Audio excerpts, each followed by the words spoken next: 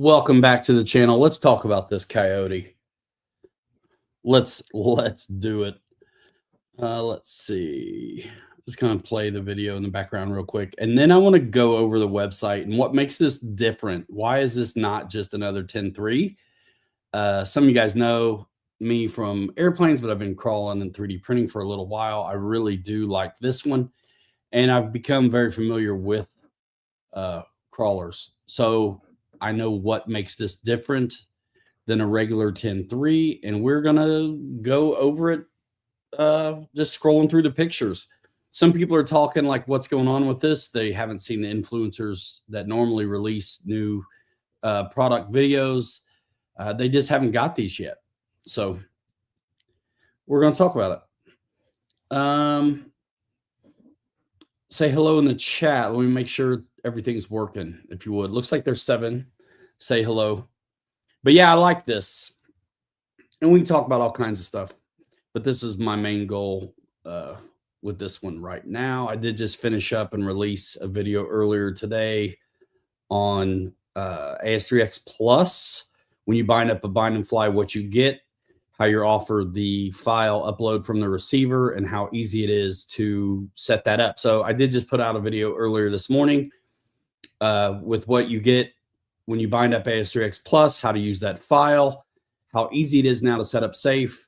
And I also did reverse thrust in that video as well. And I used the Sportix for that one, but it's going to be fairly typical what you're going to see when you do any AS3X Plus type equipped bind and fly. So check that out if you're one of my fly guys. But yeah, I like this, and I'll tell you why. And we're going to point out the differences between this and other 10.3s. We'll go to the website, scroll through the pictures, and talk about it. And you can see right here in the video that you got a tucked and bobbed bed that's going to let you have extremely good approach and departure angles, as well as nothing really in the way when it comes to articulation. New tires on it.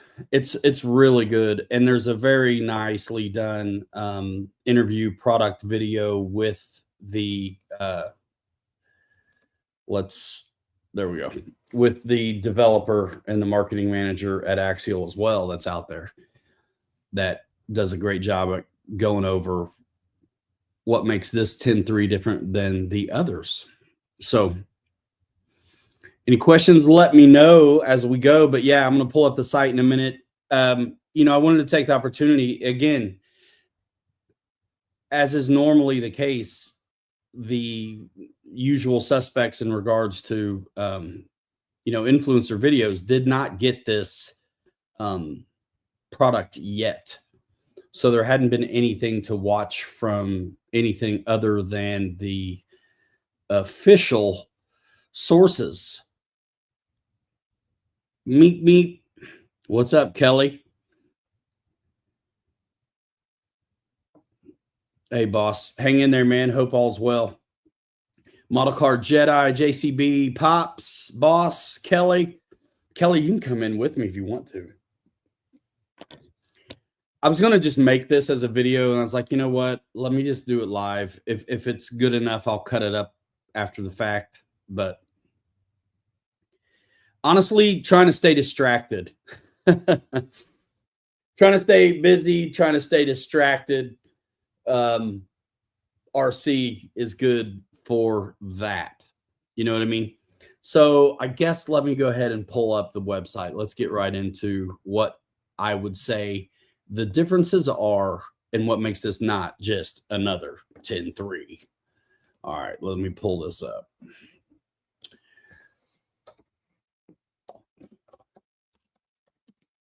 Go to Horizon Hobby. Going to get into new releases. Going to share a screen.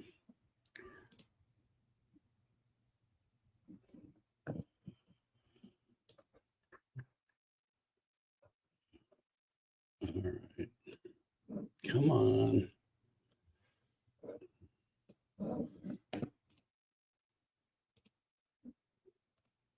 We're getting there. I like this. I'm going to have it. I'm going to end up getting it somehow or another. So should be sharing it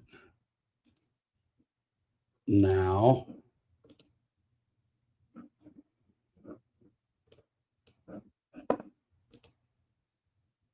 There we go. Awesome. Okay. So now this is offered in two different packages. You've got the $349 RTR, which is typical. It's going to come with the vehicle and the remote control radio. If you don't have battery and charger, there's a version for $399 that's going to come with a battery and a little charger. If you already have a charger, I'd skip it. Just use what you have. Now, a lot of other crawlers are going to, you can actually fit a 5000 2S or 3S in them. This one, you'll see the layout's a little bit different for the battery. And so going with the smaller one is probably going to be a good choice. Again, this is really aimed at being comp ready out of the box. Of course, there's improvements you can make with brushless and servos and things like that. But really, out of the box, you should be ready to rock. It's got portal axles, which are going to help with getting over things. Comes with a SLT2 radio. You got Maxxis Trepidor tires, which we haven't seen released on a RTR. But I really think there's some cool changes that have been made here, which would make this a great choice for anybody who wants to eke a little bit more performance out of their rig, whether they kind of lean comp style and performance or even scale. So again, portal axles, super fantastic departure and approach angle. I mean, your tires are the first thing on and the last thing off, which is killer. And there's the portal axles, which you can see really raise up the middle and are going to help alleviate some hanging up. What's cool too is that this thing has a 10% overdrive out of the box, and this is a clipless body, which is really neat. The bumpers have been redesigned for this thing too, so they are unique to this style and this narrow, tucked, and bobbed bed. You can see a little bit now some of the mechanism that allows this to be a clipless body. Now let's get more into the there's a better shot of that clipless body mount from the back. It basically tongue and grooves in on the front. You could put the body post kit on here and run anybody you wanted to on this chassis. But, I just like to talk about it because the 10.3, you think you know what that means, but there's actually some real differences with the 10.3. Something like the Basecamp 10.3, the motor and transmission is very centrally located. And Kelly and I have discovered this because it's always in the way when we're wanting to do scale interiors. And this one is like that, where the motor and transmission is kind of more central. But 10.3s like the early Bronco and the CJ7, they still call it a 10.3, but the motor and transmission is more forward and a kind of a more scale type location. This has brand new boat side skid plates, which are going to help with breakover. They've been made smooth. They are a newly designed thing that only this vehicle has. That's great for what it's doing. And let's see, you can see here as well, there's been a new servo tray developed for this one as well. It's going to be able to accommodate winch servos and whatnot. Fair lead molded into this newly designed bumper, which is cool. And you get a 515 receiver, which is nice to have that many channels on an RTR like this. They have actually also, this is the strap for the battery that now runs across the width of the chassis rather than, along it. And that's why 1300s is what they're recommending. And also I think 2200s will probably go, but I don't know yet till I know. They redesigned the cover of the spur gear to accommodate and allow for this room here in the front. Right behind the shock tower is where the battery goes, which helps with that forward weight bias, which is what you generally are going to desire when you're trying to get performance out of these things. There's that fair lead I talked about. Yeah, I like it. Different shocks on this, and shocks are a dime a dozen. You could really use anything, but these stock ones are very similar to what you see on kind of comp rigs. And there's going to be a better shot of the shock towers coming up. So there's part of that tongue and groove, so to say, keeper mechanism for the front of this body. And then, of course, another shot at the battery tray. And you can, if you're familiar with this, you can tell how much slimmer profile the case for the spur gear has been made. I've got to sneeze.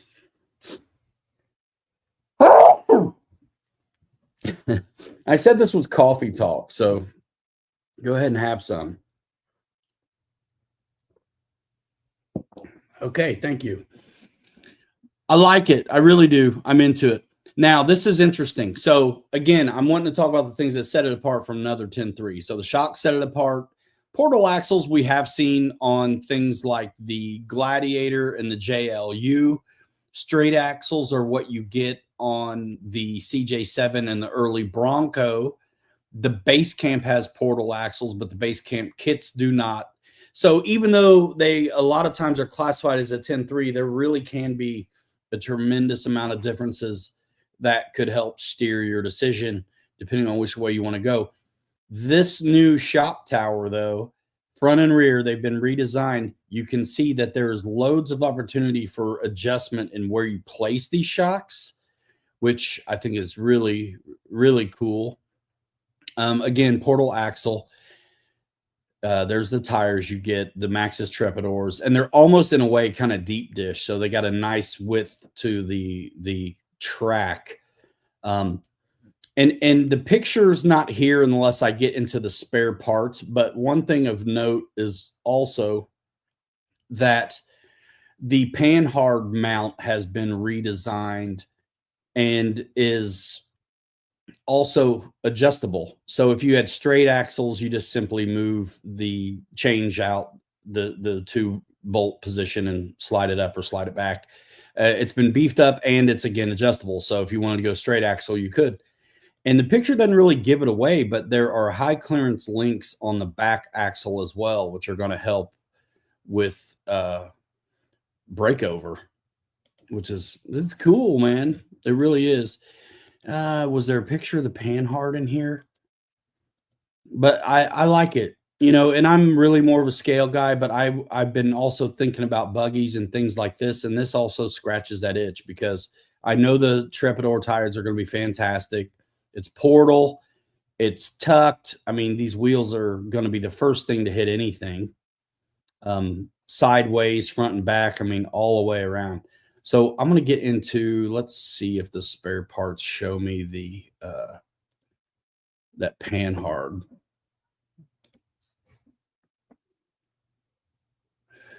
And if not, sometimes you have to get into the manual for that. Let's see. Let's just go through it.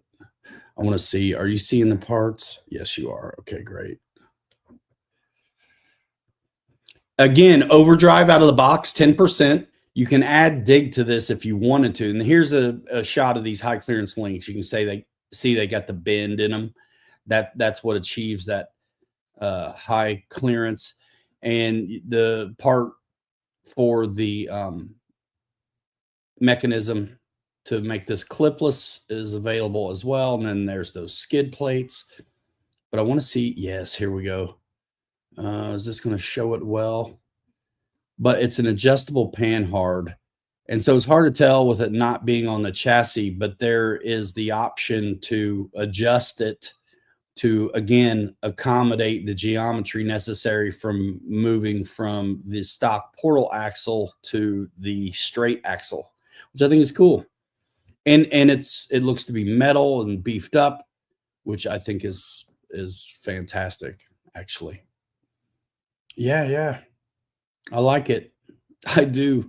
But that's really it. I just kind of wanted to go over what makes this different. So again, you've got the potential for this to be stock out of the box, basically ready to dip your toe in comp if you wanted to.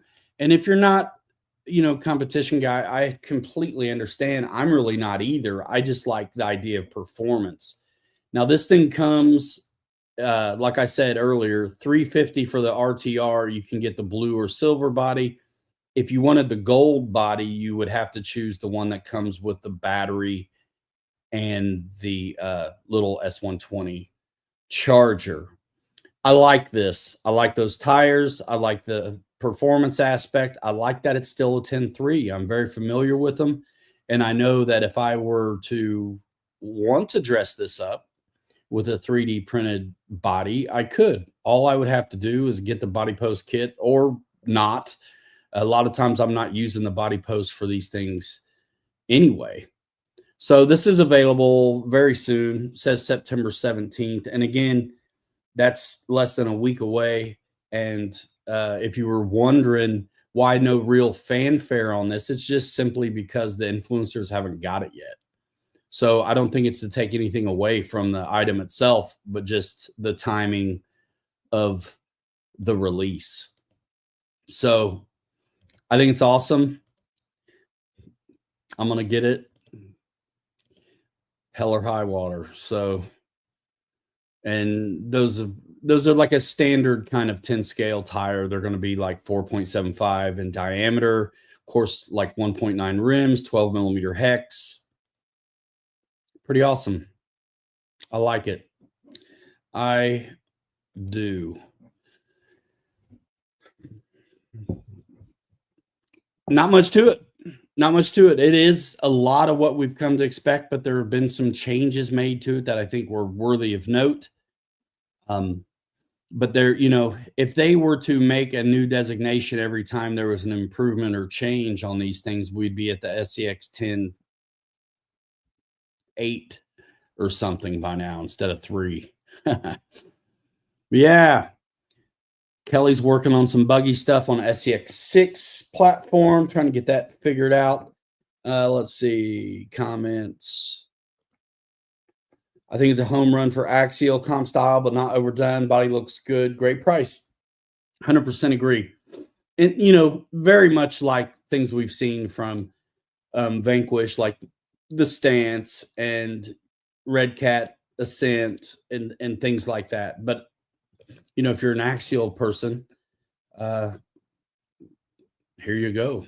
It's not just another 10.3. It's really built for doing that kind of stuff. And without being the pro scale kit,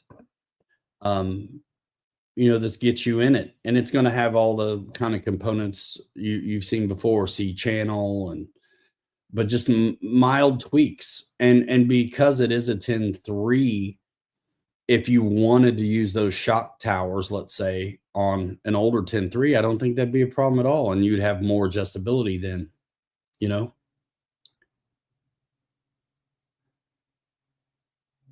All right, JCB, cool. So yeah, thanks for coming by. That's pretty much it. My airplane guys, you want to see how easy it is to set up safe and do reverse thrust on an AS3X Plus equipped receiver. I released a video on that this morning. Check it out. There's a call out for questions in that video too. As far as tutorials go, the squeaky wheel is going to get the oil. What do you want to see? Comment in that video. Not here in the live chat because it basically goes away. So engage with that video. It helps. Like it. It's free. Links in the description to the social medias and Amazon and Horizon and my affiliate stuff, of course.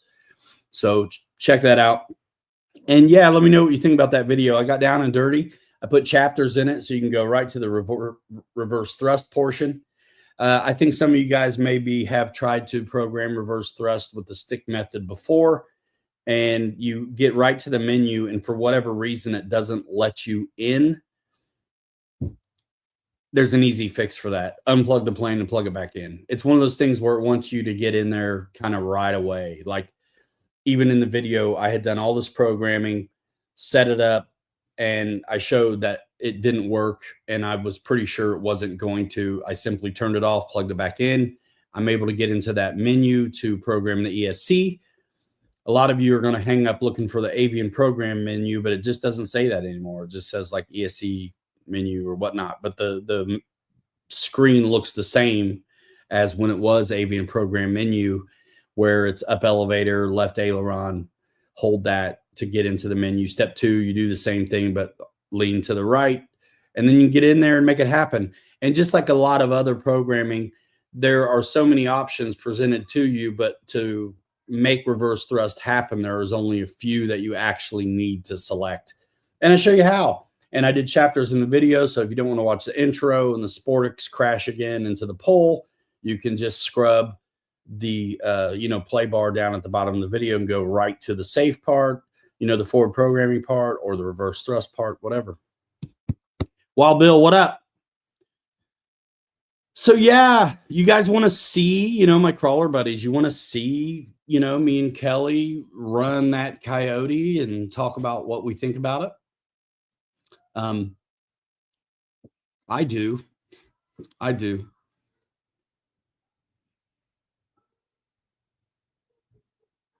Kelly's getting ready to be brazen. No, I did not have to use a program card. And that's what's fantastic about it. It's stick programming on that ESC. So it can be an Avian Light ESC and still be able to do that stick programming. There's just, it's like all of it where there's a little bit of nuance to, and unless you know it, you can't get over the hump or into the programming. The willingness is there, but it's like, man, why isn't this working? Sometimes you simply just have to unplug it, plug it back in to get there. So, and that's what I use the Sportix as the example for this, but it's going to be any AS3X Plus equipped bind and fly it's going to be very similar to what you see in that video. And then I did another video the other day where I showed you an open stock receiver. If you're familiar with that process, you'll really see how this one from today is so much easier in a way where I really, at the end of all, think it's worth it to say okay to the file when it asks you, as soon as you bind it, it asks you if you want to, load that file from the receiver. Even though the rates go to 3 individual switches, I think it's still worth it to say okay, especially if you're somebody who lines up with your own options match what the defaults are. It's gonna, when I did this, it defaulted to the B switch for channel 7, which is where safe went.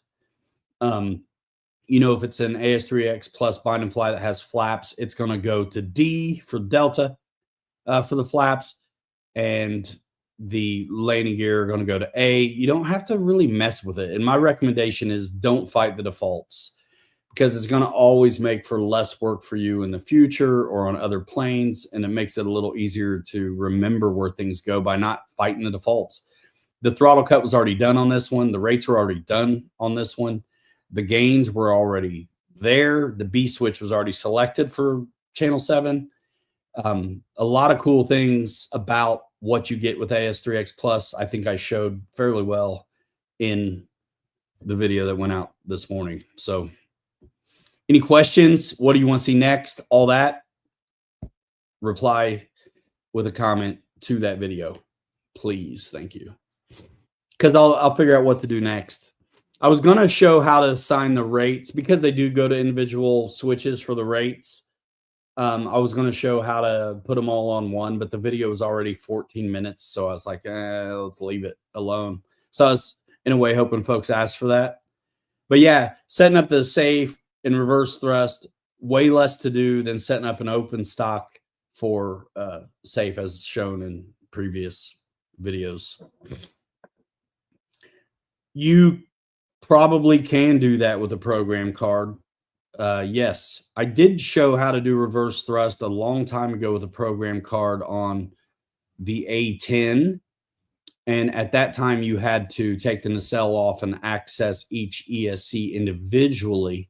But I used the program card. So you would see, and that's pretty easy too. But if you don't have the program card, if you can do it with the sticks and you know what to do, which I showed you, it's pretty cool. I mean, I put reverse thrust on an Aero Scout the other day. I don't need reverse thrust on it. I just like knowing how to do this stuff, right? It makes sense. What up, Meat Servo? So yeah, it's Saturday. Eventually Saturday at 9 o'clock is when Kelly and I are going to do our, live stream that you're used to on Wednesday. We're going to move it. So it'll be 9 o'clock Saturdays in the future. So stay tuned for that. What time is it even? 5:57 here. So anything, last minute call out, ask me anything, and I'm going to dip.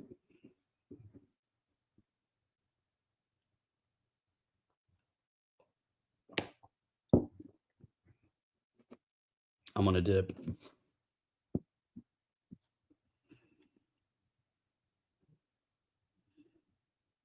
I'm waiting.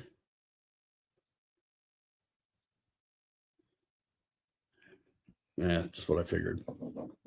All right. Have a good Saturday, you guys. I'm out. We're out of here in 5. Hanger Rats forever. We'll 3 you later. You're too good to be forgotten. We will see you next time. Stay well. God bless y'all. We'll see you in the next one. Bye now. Boom.